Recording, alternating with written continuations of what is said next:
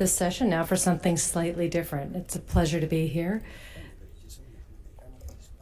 My disclosures include consulting arrangements with Medtronic and the Society for Vascular Surgery. So external iliac artery endofibrosis. I know you had a talk in the earlier session on this, primarily reported in high-performance athletes, cyclists most typical, but also runners, speed skaters, skiers.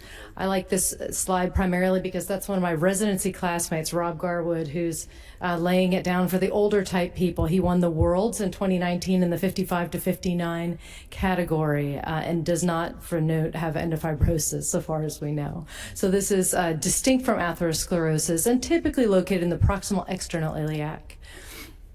I'm talking about the anatomic features of this. This becomes important, particularly as we talk about recent controversy over treating this in not such a one-size-fits-all way, but perhaps tailoring the approach to the actual anatomy of the problem. So there's hyperflexion at the hip, there's arterial fixation at three main points: the inguinal ligament, the hypogastric, and the psoas branches. There may be psoas muscle impingement, which is a combination of hypertrophy and fixation by those branches. You do also sometimes see kind of a heavy fibrous covering of the artery at this point, and then an element of arterial redundancy. You can have kinking with or without endofibrosis, and there is a dynamic element of vasospasm as well.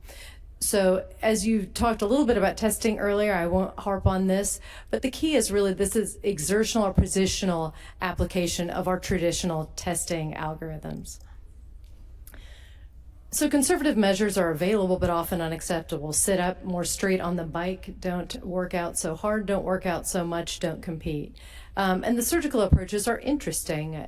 I think primarily we used to discuss whether interposition graft or patch angioplasty with or without endofibrosectomy was better.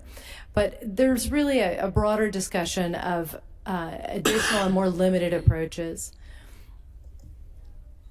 So the patch repair in our hands is performed with a Dacron, part circumferential Dacron patch to really recapitulate the circumference of the replaced vessel.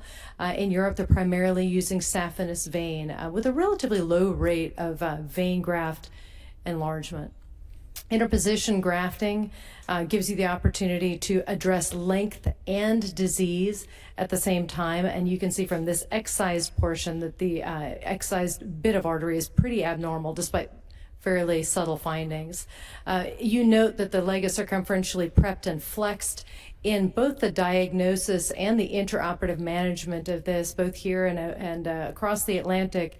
The ability to really do this positionally is important. And we finish ours with an inguinal ligament release, typically a very small oblique incision, and again, a little bit of art to it in that the flexed hip should admit the tip of a finger without undue compression.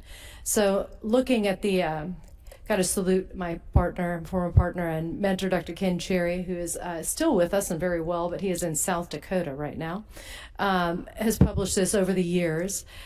Up to 75 patients and 102 limbs. So this is often bilateral. There's a left leg predominance, however. We've seen a female predominance, particularly in the later series, which distinguishes it from the European data, and our patients are just a little bit older. This is primarily arterial reconstruction. We really have not done release and minimally shortening, recognizing the arteries tend to be diseased. And the outcomes are pretty good. So 72% of people return to full training, and most of them are quite happy. So the Achilles heel really has been a nearly 30% reintervention rate. So a trio of papers came out in the last 2 years, comparing results of endarterectomy and patch. Again, this is a predominantly male population, which is interesting, but again, good results. Just shortening, and I think that this is interesting in that the presumption is these are normal arteries, just too long, but 2/3 of them on pathology had endofibrosis. You can see from this beautiful figure that in addition, it's very hard to predict from early results who is going to have late trouble.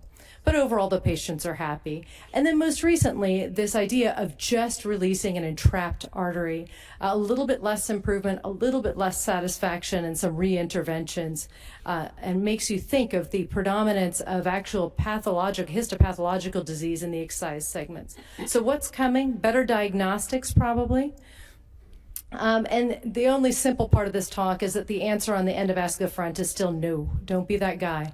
So that was a vessel that dissected above and below the stent. Should not be used de novo. Most of us have tried it to temporize mild and moderate postoperative stenoses. You can trigger thrombosis in severe hyperplasia, and just don't stent. So key points, overall, most return to sport people are happy. With the reconstructions, there's a relatively high rate of reintervention, and there is some genuine controversy, which I think is going to push us toward better diagnostics, may adjust our algorithm, and really get us thinking about subtypes of people with external iliac disease. Thank you very much.